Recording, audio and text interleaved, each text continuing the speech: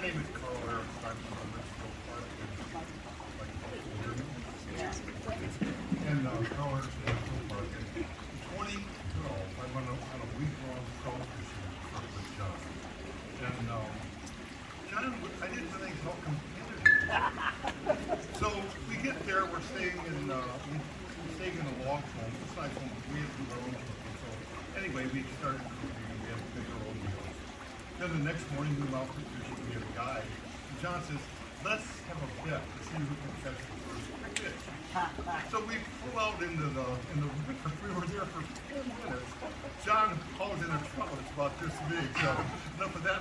Then about halfway down the river, he says, let's have a contest this week who catches the most fish. So the third day we went out, he just caught a boatload of fish. I'm way behind him. He says, let's change it. Let's see who can catch the biggest fish. So another day. So then, just before we were supposed to go home, he caught this huge trout. It was a great. So he won all 3 bets. I couldn't let this go. We've been cooking meals all day, all week long. We can take it for breakfast and dinner, and we had the shore lunch with the guys on the river. But so at the end, there's 4 of us. For those of you from Westphal Park, we have David McDonald, Dean, Harmon, myself, and John. So he says, all right, we've had our chance to cook all week long. We've eaten all our cooking. Let's raise hands to see who's the best cook. So who wanted Carl? Nobody raised their hand. Who thought John was the best cook? Everyone did. So not only did he beat me at fishing, he also won the contest for the best cook. So that was John.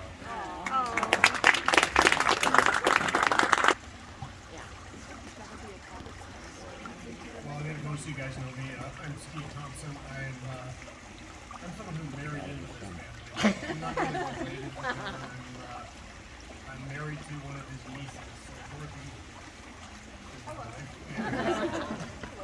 So, I don't really have funny stories or maybe that interesting stories to tell about John, but just a few really just reflections about him that I think just, sort of speak to his character.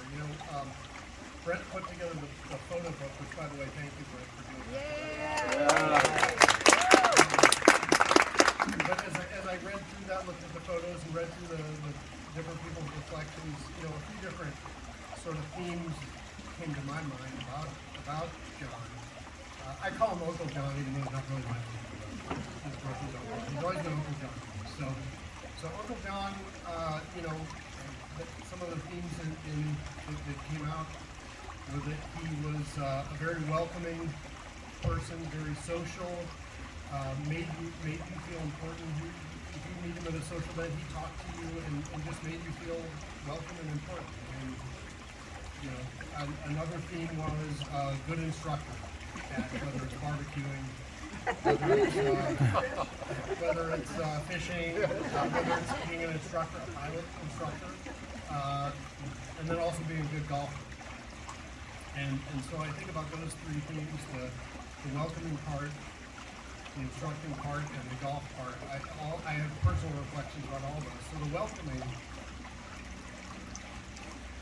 when I was when Georgie and I were getting ready to get married, we got engaged, and I just remember we were at some family get-together, and Uncle John just made it a point to. I felt like he went out of his way to just come and talk to me and get to know me, and just make me feel like part of the family. That's the way he was. He was just very, very personable. He connected with you, and he just always, even there was that time, and then any other time I saw him, he would just always make me feel like I was important, and that he just respected the relationship and was very giving of himself. And interestingly, all these stories about him being a hero and things like that, and Alan obviously had a lot to share and heard about his war stories. I never heard any of that from him. He was always very unassuming. I knew he was the hero that he was, but he never carried that around and made it a thing like the hold over you. He was just very gracious, welcoming guy. on the instructor part, you know, when, again, going back to, I think before Dorothy and I were married, we went down to San Diego, down to Mission Bay, and Uncle John and Aunt Denise were renting a place down there, and we went down, we lived in LA at the time, and we went down to visit them, hung out for the weekend, and Uncle John said, I'm going to take you out and teach you how to sail. I'm like, I have never sailed before. I don't know anything. I grew up in Missouri. I just don't know anything about sailing. It's like, we're going to teach you to sail. So we go out and we rent one of these boats, and I don't know, it was maybe a laser or something. It was not just a simple little sunfish with one sail. They actually had two sails. So this was like, wasn't it the sailboat we brought? What's that? Did we bring the sailboat? No. This was the sailboat we rented. No, it wasn't one. No. So it actually had a mainsail and a jib, and you know, he's like, before the end of the day, you're going to be sailing this. Yeah. All right. So we went out, and I mean, sure enough, he showed me what to do. Showed me how to like tack when we go into the wind. Showed me how to sail downwind. Even taught me, and he's like, okay, now the hardest thing is learning how to bring the boat into the dock under wind power, and like, you know, judging it just precisely to get the right amount of speed and momentum going to the dock, but not too much, and then drop the mainsail right at the right time and let the wind power on the jib take you in. And sure, you know, he showed me once, and then we tried it a couple times, and sure enough, by the end of the day, I knew how to do it. And it was just, he was just very patient, very, you know, I mean, I think someone said firm. He was very firm, and he knew what to do and knew how to teach. And, you know, I just thought that was really cool. He just gave of himself to just show me how to do that. And it's kind of funny because I've never sailed a sailboat since then. but it always stuck with me. And then golf. So, yeah, he obviously was a really good golfer, really enjoyed the game. And I was reflecting about, we used to do this family get together on Thanksgiving, and we'd have this little event that we called the Turkey Cup, and we'd go out and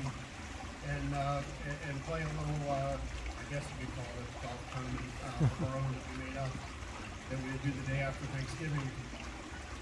And I was reflecting on that and going, you know, he's never won the Turkey Cup. Never won the Turkey Cup. And I was thinking, what a shame. But then I remembered and I realized, so, okay. It was the rules. John Morrison, Taylor, and I think AJ. Where's AJ? He had to get back. So the very first Turkey Cup was John, Taylor, me, and AJ. And we made up the rules of this silly tournament. And I realized, reflecting on this, why John never won. It's because we made these rules so that even a crappy golfer could win the Turkey Cup. And so John was too good of a golfer. He never won the Turkey Cup because it was us Packers that wanted to win the Turkey Cup. He couldn't win it because he was too good. So anyway, that's all I have.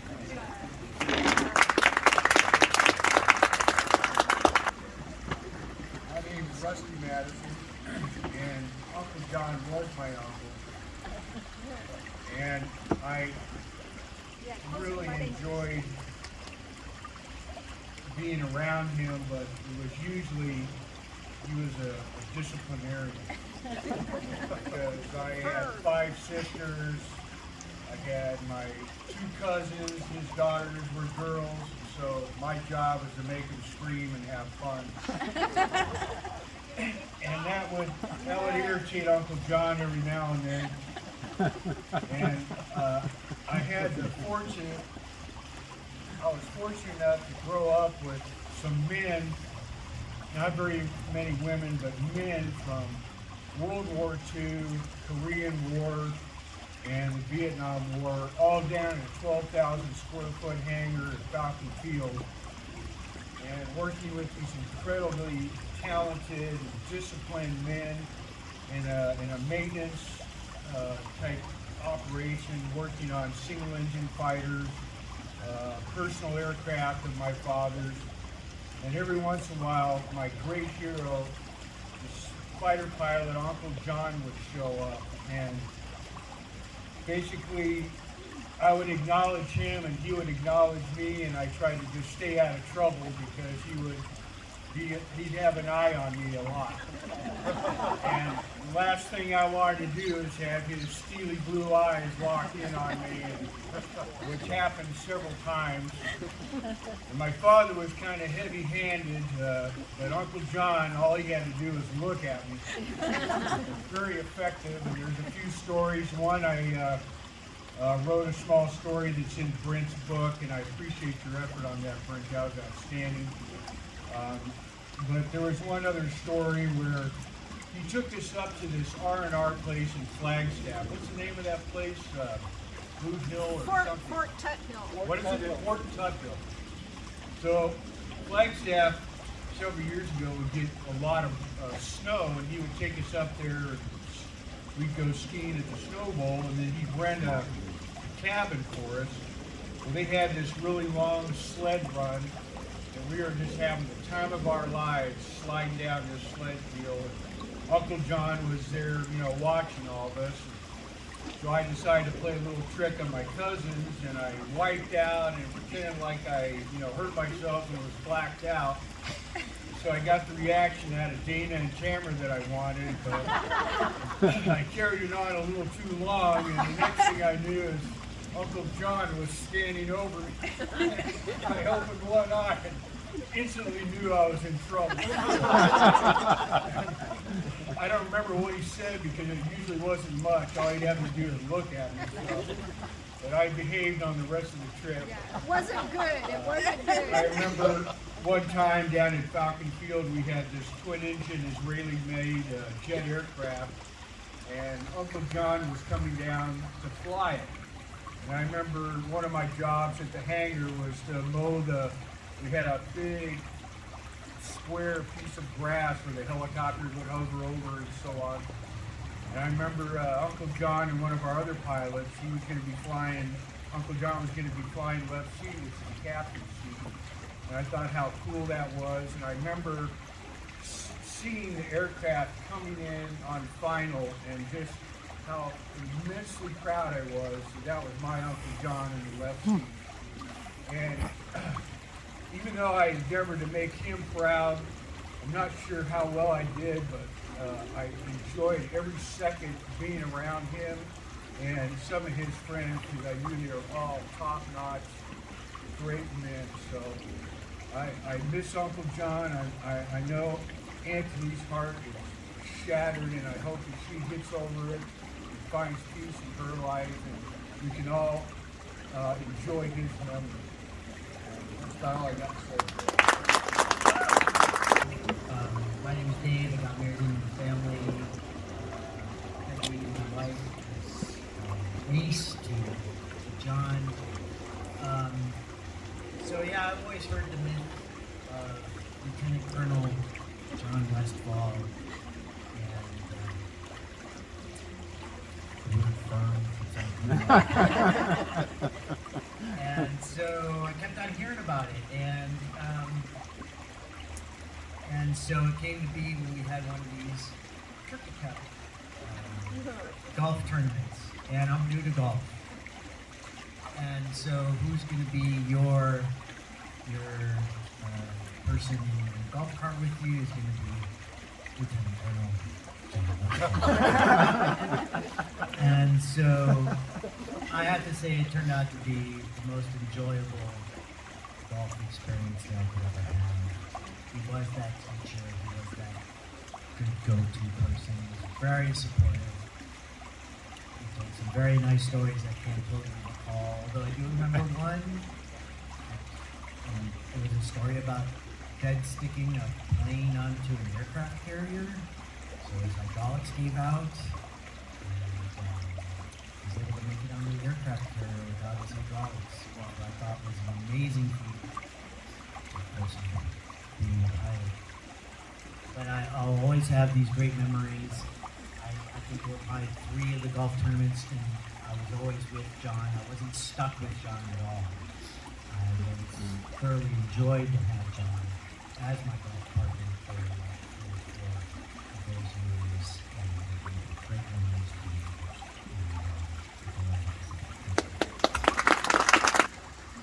Hello, everybody. I'm Benjamin.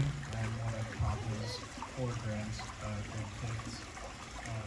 And I'll be saying a few words for Mallory, my cousin, Steve and Dorothy's daughter. She wrote a little poem. Wait. It's called Twinkle in His Eye by Mallory. Wait Thompson. 1 second. Twinkle in his eye. Say it again. Twinkle in His Eye by Mallory. Thompson. Today we lay to rest one of the best, and although many of us will shed tears for the man that is no longer here, today we also celebrate his beautiful life, one that has touched us all with his light. I can still see the twinkle in his eyes, bright blue just like the skies, that he so often had the chance to fly in an airplane up so high. I can still hear him chuckle, telling stories of the past, of households Westphal and Madison always having a blast. He was a quick wit, always ready with some sort of bit. With his charm and one-liners, making people smile, there was no one playing. And as they say, standing with every great man, there stands an equally wonderful woman. John is survived by his beautiful, marvelous wife, best friends for life. Their relationship is one I admire. Great Aunt Denise, the Spitfire, and Great Uncle John, full of satire. Through all the years, their love never tired, only stronger and more inspired. Great Uncle John, a wonderful father to his two daughters, a best friend, he could show you how to tie a fisherman's family. He is an inspiration and will live on through the following generations.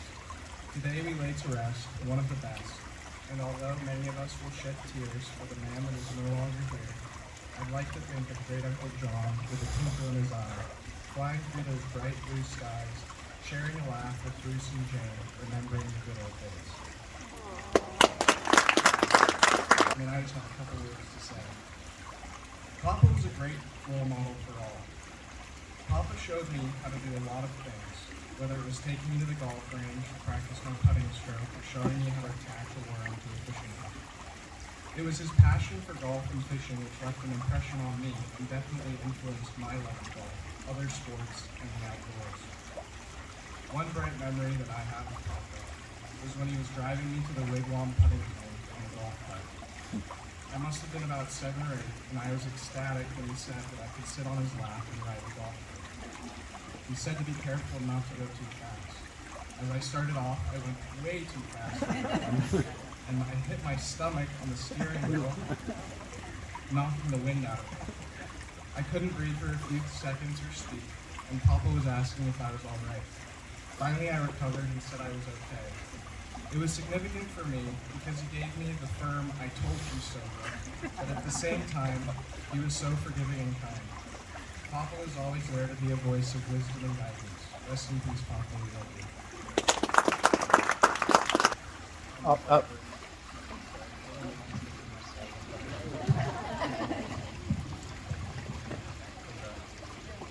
Bit better. Talk into it. How's this, Father? Much better. I thought I was going to cry, but then my dad was constantly critiquing me.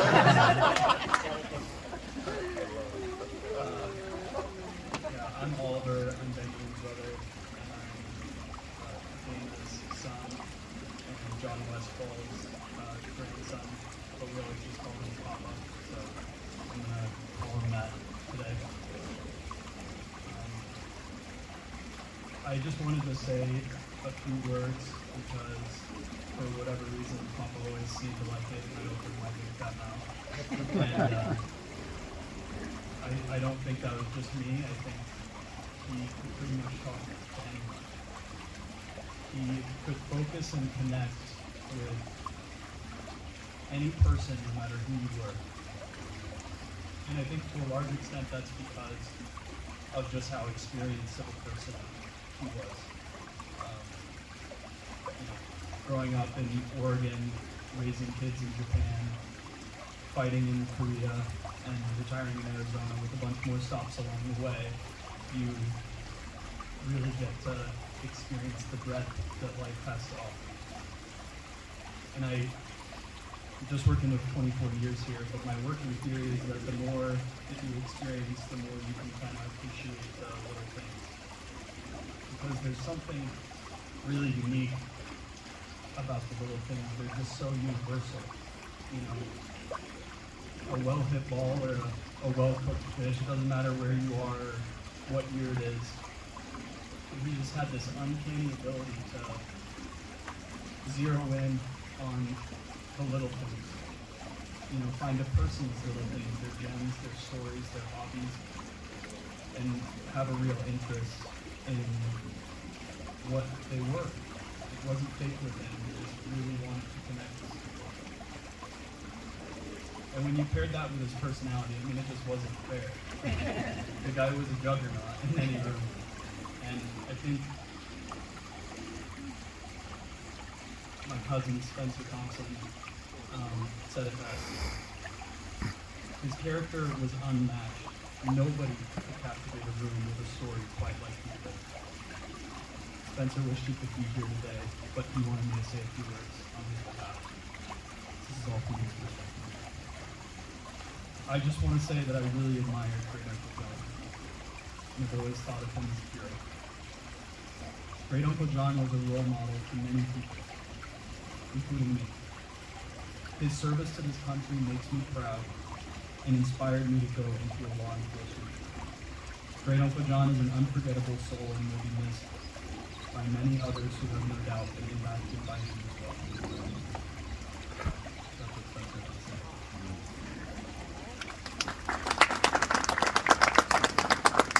But Papa had that effect on everyone.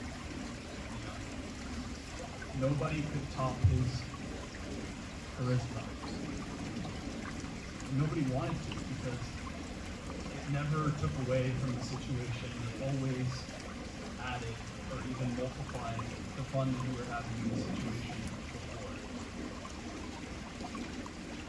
And then he was also just such a strong judge of character, which was evidenced by the people he chose to surround himself with. You know, Abuela is a good example. Denise Westphal.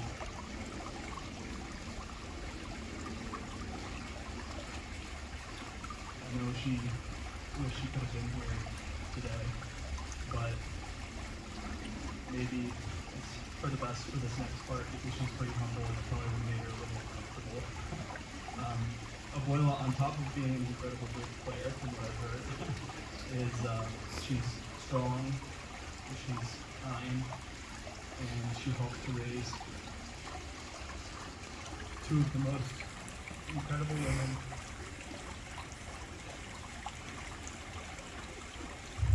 my Aunt Tamara and my mom Dana. And on top of that, Papa also helped raise 4 grandchildren and 2 great-grandchildren.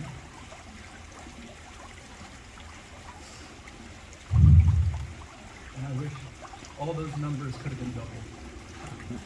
8 grandchildren, 4 great-grandchildren, well maybe not the wife. That's 65 years. 65 years is such an achievement. It's so inspiring. It helps me in my own life think about the big picture, realize that I should never settle. And I hope that one day I can be half the man that Papa was. And you know, I actually wish I had gotten to know him better. Because I knew him pretty well. I was his grandson. I know I won't keep saying the word firm. I never got that from him. He was always nice and spoiling me.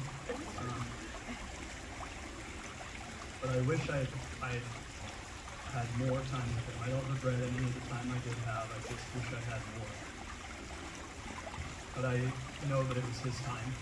I'm so grateful to everyone who helped support and care for him over the last 2 years. I got a hell of a lot more time with him than I thought I would. And I'll always remember the last phone call that I had with him. I'd just gotten back from New York City, and there were some fun things to do in New York, but I was telling him about how gray it was, and how much trash there was on the street, and the number of rats I saw in the alley, and how much I hated it, and I just wished that I could go back to being in ninth grade, going on a backpacking trip in New Mexico. I climbed up the tallest peak in the area, Mount Baldy, and I called him from the peak. And I just told him how beautiful the view was from up there.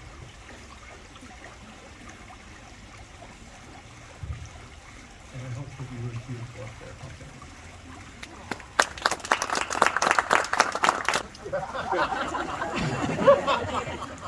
At least they make them in your size.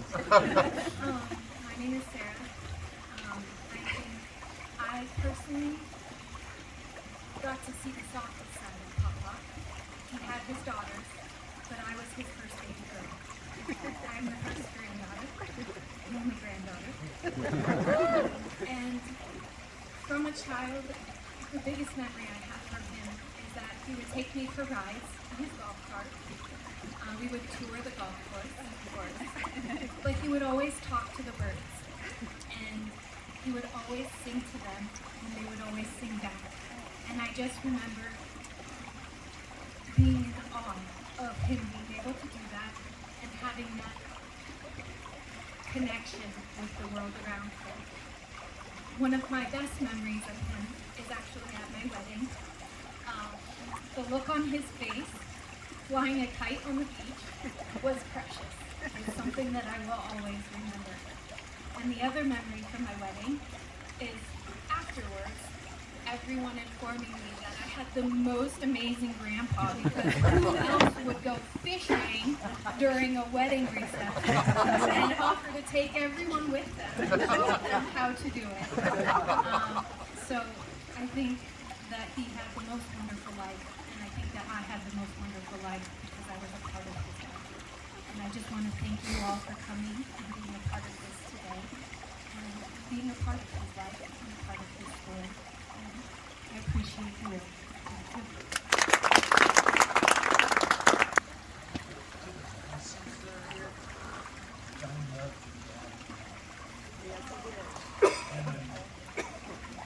I can't help but thinking that the Lord is now back to the greatest aviators around, and that he's back with Jane and Bruce, and he's got this so happy with him.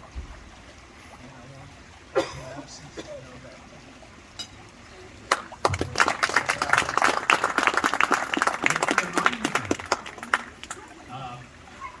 Does anybody want to hear an anti-firm story? You know what an anti-firm is? Anybody? Soft. Alan would like to hear an anti-firm story.